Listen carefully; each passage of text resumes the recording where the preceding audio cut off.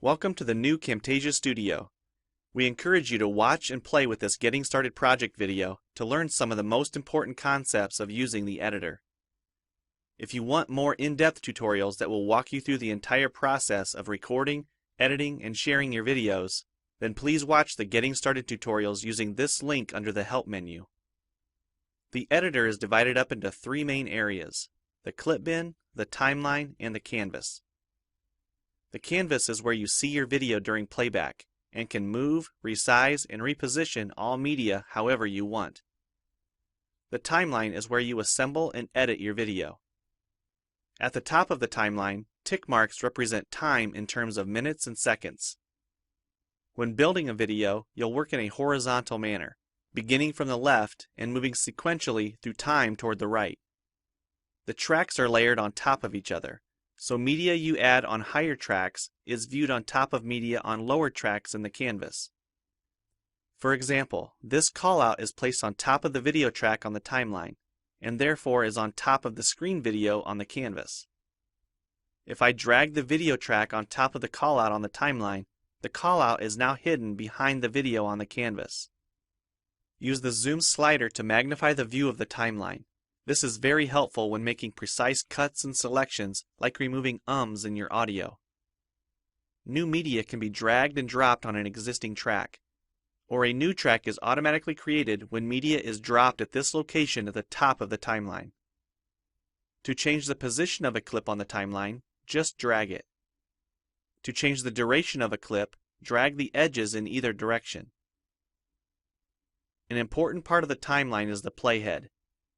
To view your video, click play. Notice how the video and the timeline's playhead stay in sync. Click anywhere along the timeline and the playhead moves to that point. To remove a portion of your video, make a selection with the green in point and red out point.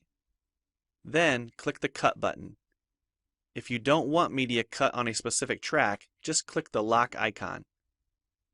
If you make a mistake while editing, press Ctrl-Z on the keyboard to undo, or choose Edit Undo. Double-click the playhead to deselect. Next, we'll look at the clip bin and the library. The clip bin holds recordings, audio files, images, and title slides being used in the project you're currently working on. The library stores video clips, intros, callouts, title slides, and other media assets you want to use from project to project. It is pre-populated with professional content you can use in your videos. You can download more media from our website by clicking this link. You'll find a lot more music, callouts, and animated titles to use in your projects, and it's all free. Once you find something you like this callout for example, just drag it to a track on the timeline and resize and reposition it as needed. Double-click the callout on the canvas to open the Callouts tab and edit the text, or change any of the text properties like color or size. You can find a number of other callouts to use in your projects by expanding the Shapes menu. You've probably noticed the video zooming in and out at times, for example here when it's zooming into the timeline. To learn more about adding and customizing zoom and pan animations to your video, check out the other Getting Started tutorials on our website. We've talked about some of the tabs already, but be sure to explore the others for adding and editing special effects. If they don't all show up as tabs, click on the More tab to explore others, like the speech-to-text capabilities and captions, and the improved quizzing. Also, transitions can now be dragged directly to the timeline and added on top of clips. So we've shown a few ways you can navigate and edit your video. But how do you get content into your video? To make a new screen recording, click the Record the Screen button. If you already have an audio or video recording you'd like to use, click the Import Media button. When you're done with your video project, you'll need to click the Produce and Share button to create a shareable video. Expand this menu to see a variety of presets. We have a new video player that plays back your MP4 video and includes other interactive features like table of contents, closed captions, quizzes, and even hotspots.